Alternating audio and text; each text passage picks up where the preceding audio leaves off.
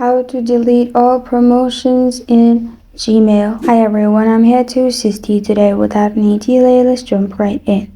First, open Chrome and open Gmail. Make sure you're logged into your Gmail account. Then click on Promotions at the top in your Gmail.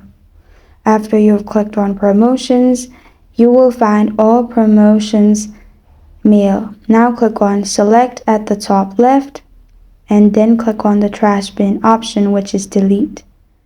After you click on the trash bin option, it will be deleted. Repeat the process until it's emptied. Click on the square shaped box at the top left.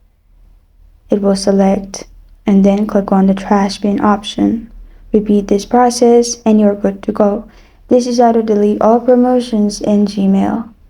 Thank you for joining me today. If this video helps you out, please leave a like and subscribe for more. Got a question or want to suggest a topic, comment below. Thank you for watching.